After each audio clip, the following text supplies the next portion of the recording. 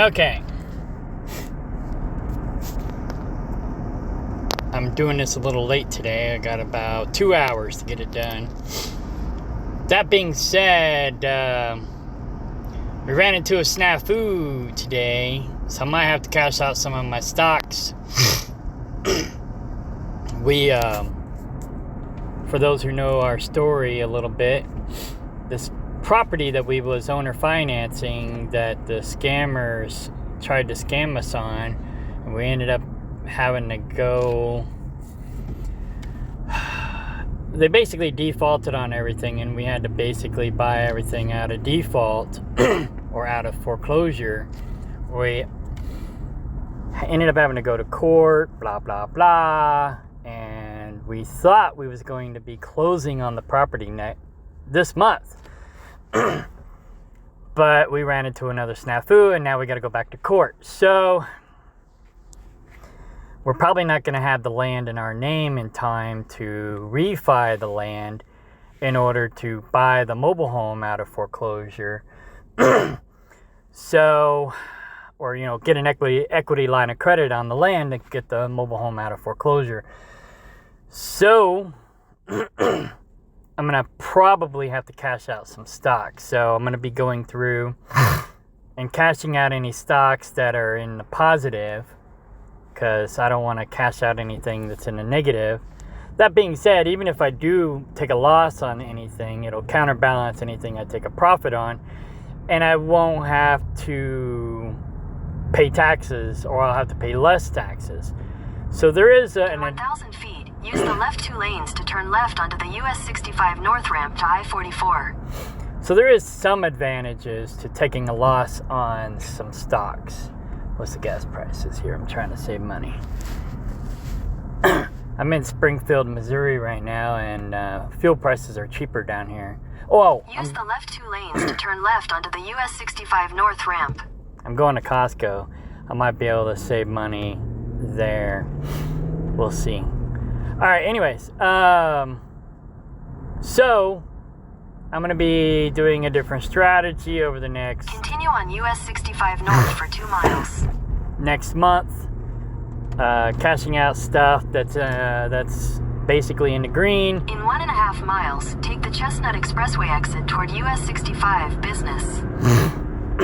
Cashing out anything in the green, keeping everything in the red, and we're going to have to basically use our cash to get the mobile home out of foreclosure. But all in all, we're saving $80,000.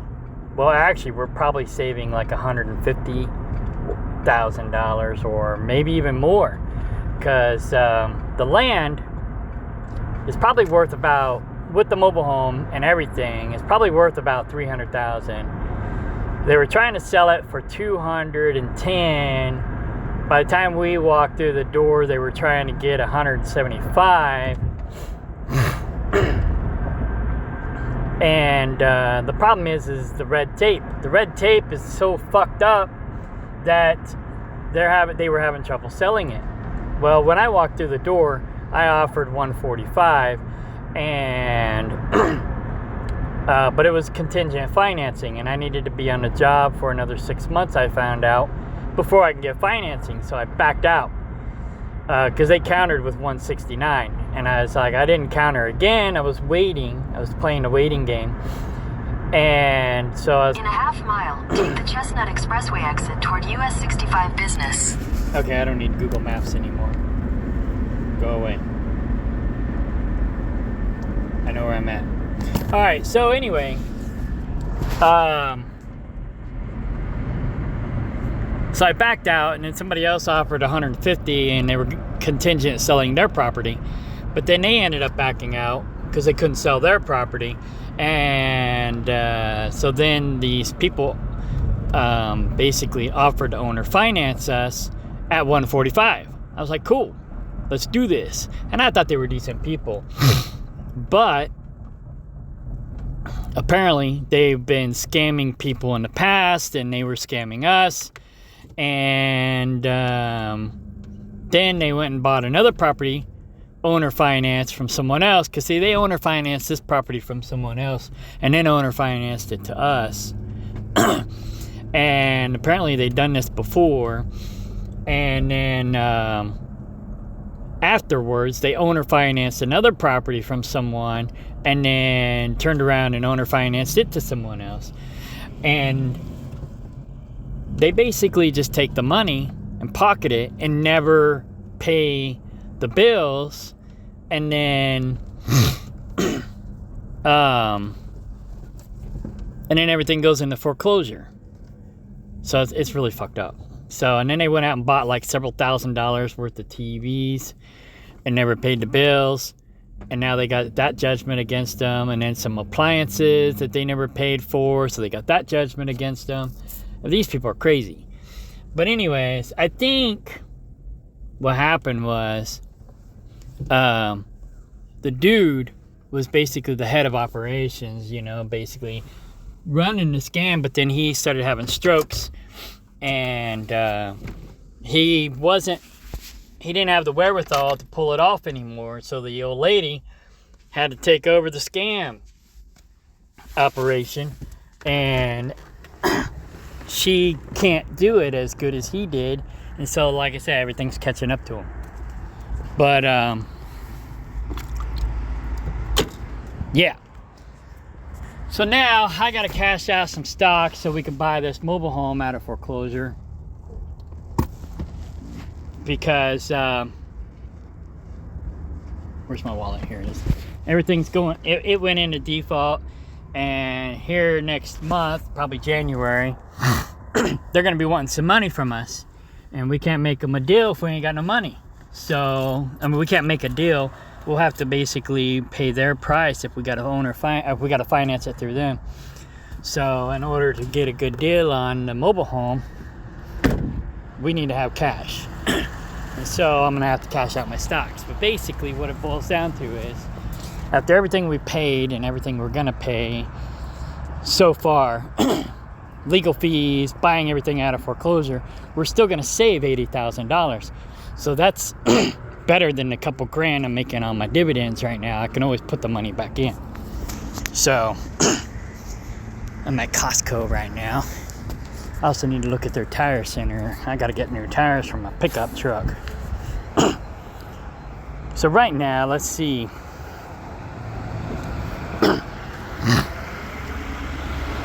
I'm not doing too bad. Overall, my stocks are down $1,000, but my total profit's up $2,000, and my dividends were up about $4,600. Now it's down because I got a dividend cut with EETH, but that's okay.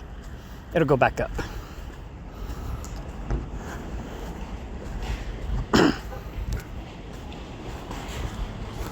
I gotta get my Costco card out.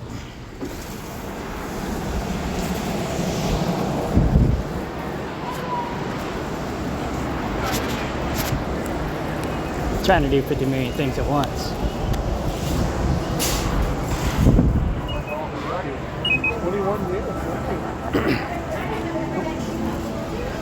Squeezed by those people. So anyways, let's see here. Today is Tuesday. I'll have to enter my password, so hang on.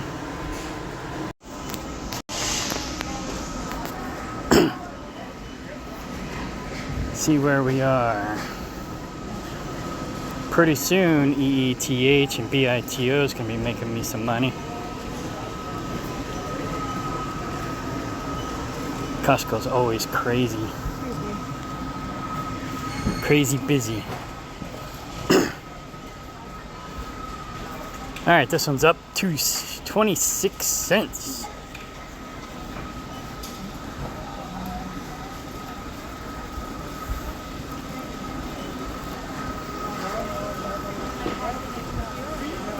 If it's time when you scan that first item, it will pop up. Please begin scanning.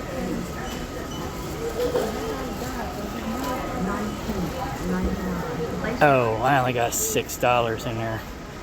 I'm not gonna be able to cash out much and keep the stock if you hang on. I'll be right back.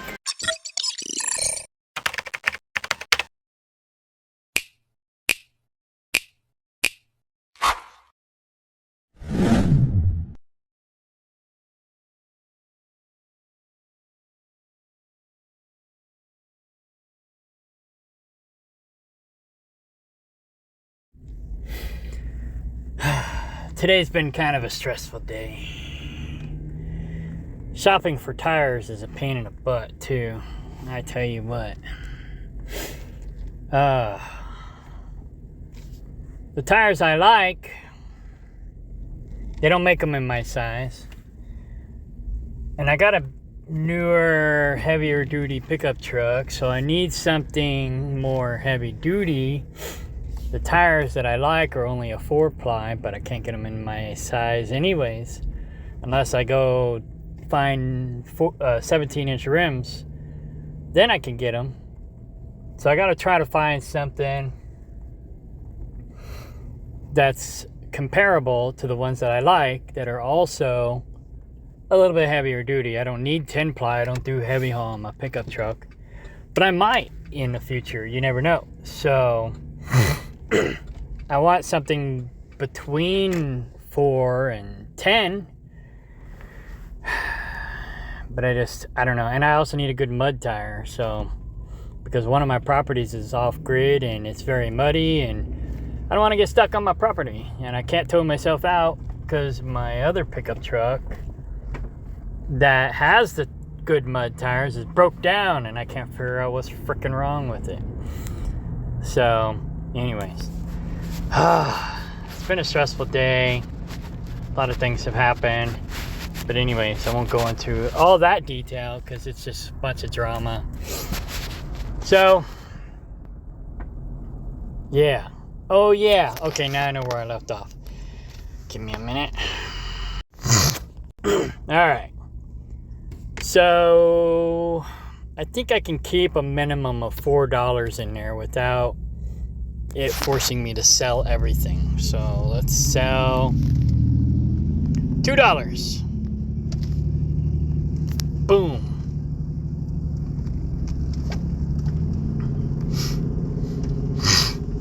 All right, because I still want to keep something in there so that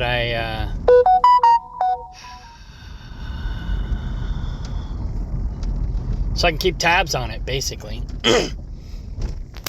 All right.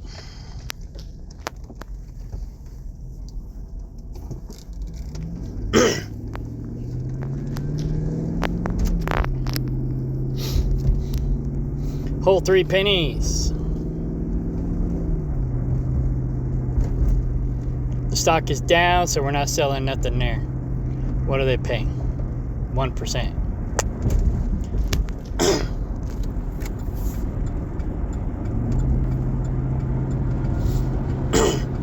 So I'm basically gonna treat Robinhood like Cash App right now, where I'll reinvest if the stock is down, and I'm gonna cash out if the stock goes up. If it pays over 20% only, then I'll reinvest. Maybe. I mean, like I said, right now I need the money. That one's down. It only pays 2.5%.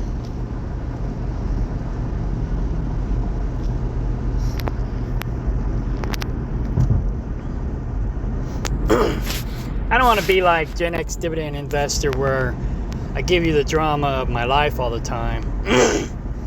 Because some people don't really care about that. Some people do. But most people are just looking for, how do I make money? Show me the money! So that's basically what I'm doing. Okay, this is one I think I have to buy by the share.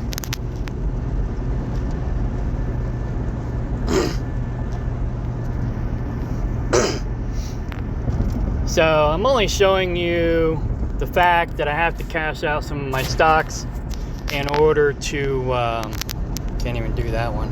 BBAR. No, BBAR.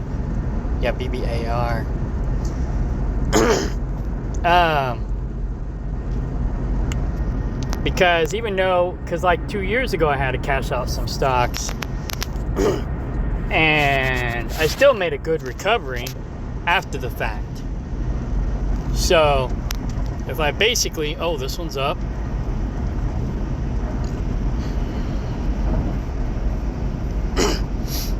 All right, so I'll go for 15. Let's see if it'll let me sell 15.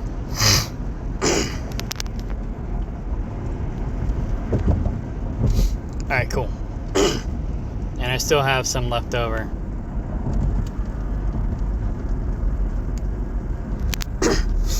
You know, I had to cash out a bunch of stocks 2 years ago to pay bills.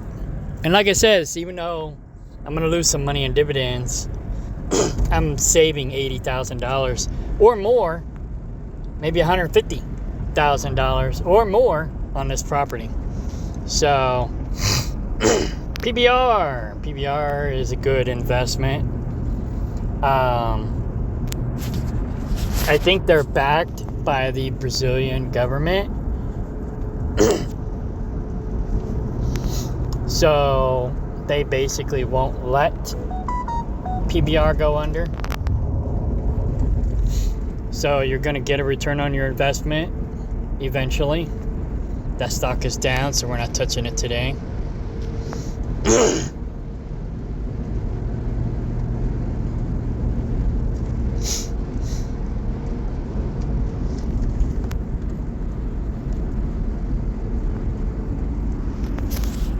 Okay, here we go.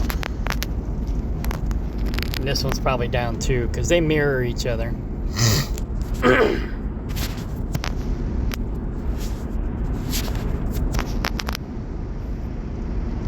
Yeah, it's just not down as much. So we're not going to touch that today either. Alright, that's it for Robinhood. Silver's up. I could probably sell some of my silver right now if I wanted to. If I needed to. But I have a feeling silver's going to go up even more, so I don't want to sell any silver. Doesn't look like I got any dividends today from Cash App.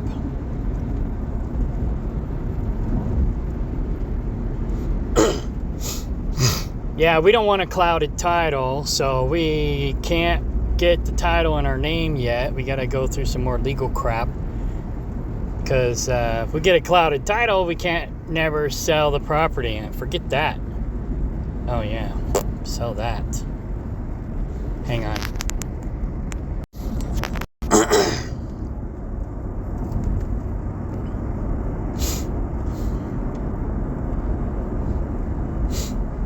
Do they even pay a dividend? Probably not. And see, when I first started doing Cash App, I thought day trading was the thing to do. I didn't even know about dividend stocks, so I just bought $1 of everything. Yeah, no dividend. And then I was just gonna, buy more when it went down, sell more when it went up. That's how I lost money on Bed Bath & Beyond, because I didn't do my homework. And I had a feeling, people were talking about Bed Bath & Beyond, but I thought, oh, maybe it'll recover, or maybe, I didn't know anything. I thought maybe somebody else will buy them out, and then that will recover the stock. But I guess it doesn't work that way. So we're done with Cash App. Go to Webull. Oh yeah, I gotta enter my password again. Hang on. Let me go over here real quick. Now, here we go. Alright. Webull's a little bit harder to read. So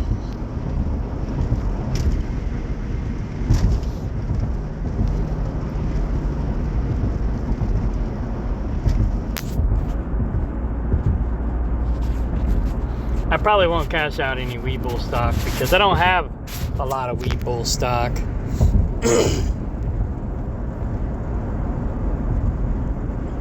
DX. Let's go check them out. I'm sure they pay a low dividend. I'm pretty sure they pay a low dividend. I only have one share there. So we're just going to leave Robinhood or Webull. And that's pretty much it. Let's go over here real quick. Moo. Because I do have some of that crypto mining stock. I'll just sell whatever I have that's in the making a profit, all but one share. Maybe I'll sell it all.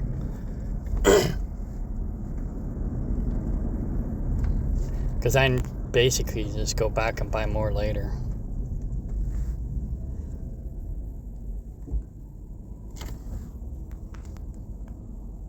Here we go.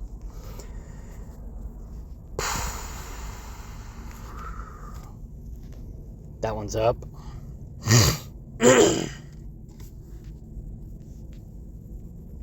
Sell.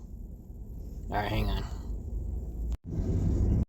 Okay, limit or market, one share.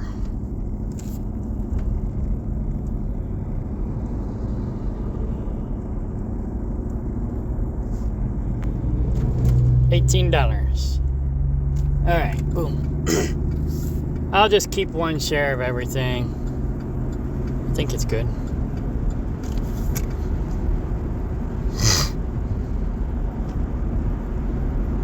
Yeah. So I got 2 shares of that over here. It's in the negative. So we'll wait till it goes into positive and then I'll sell 1 share of it.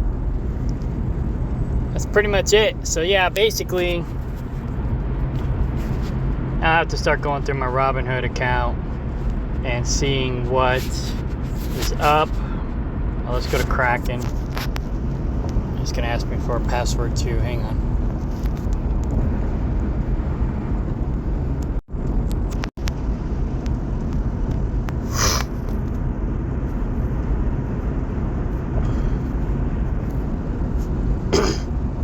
I'm pretty sure all my crypto's down.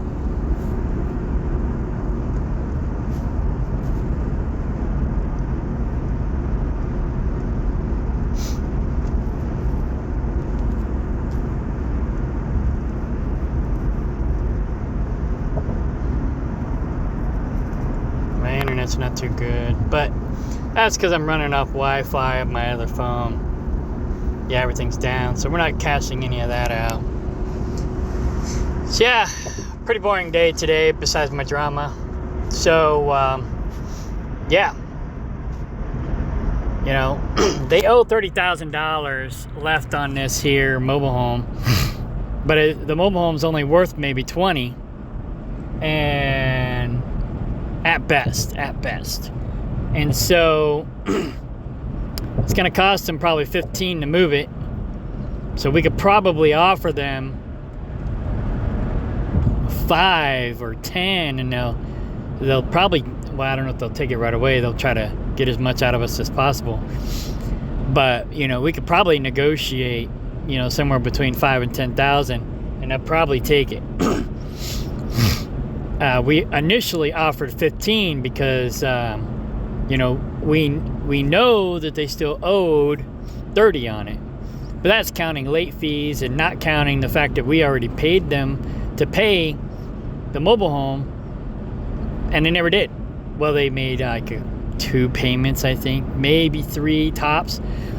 Oh wait, no, but the last payment they made 2 payments, and then their check bounced. So I think they only paid like 1 or 2 payments, and that's it. That actually cleared the bank.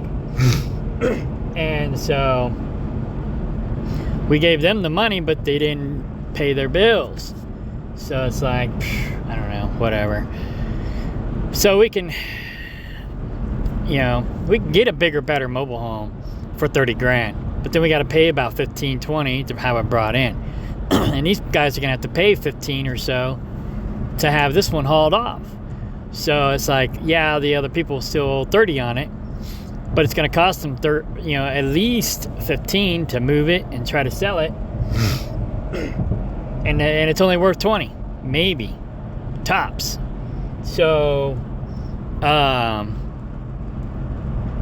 we could probably get it for less than 10. So, but if they balk it, we already offered 15. So if they balk at that, we're going to say, well, we know it's not even worth that, you know. You got to da-da-da-da, you know. So we'll negotiate, maybe even lower our bid price. Be like, well, because, you know, you can always go down. You know, it's like if they don't like your initial offer of, you know, if they don't like our initial offer at 15, which is a good deal for them, you can always be like, well, our lawyer wanted to offer you 5, or other people suggest we only offer 5, and our lawyer suggested 7. So, you know, maybe we only pay you 10, and see if they'll take the 15 then. You know? But we got to come up with the 15. So, like I said, I got, between the girlfriend and I, we got it. I just have to cash out some stocks. So, yeah. Anyways, all right, that's it for now.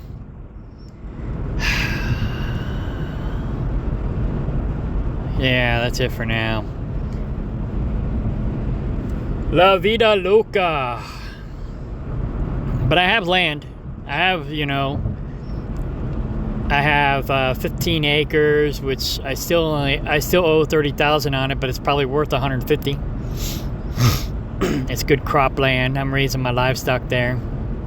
I got another property in Kaplinger Mills that everybody wants. I could probably get at least 50 out of it, if not 100. And then we got this property that's worth, you know, maybe 300. So we got assets. I'm just trying to, we have some renewable assets. I'm just trying to build up my paper assets to give me a passive income. So once this deal is done, once we get this land under our belt and get everything done, it's going to cost us some more legal fees too, which is going to be a pain in the butt. But once this is all said and done, then, you know, this property that we're dealing with now, we'll have it owned free and clear if we pay cash for the, you know, for the mobile home. So we'll own it free and clear. We just got to get the paperwork in order so that everything's in our name, and then I'll just basically owe $30,000 on my other property. And it only has 4% interest, so then all I have to do is pay down my pickup truck, which is 14%, and then pay down my credit cards, which is now 20%, 20 and 24.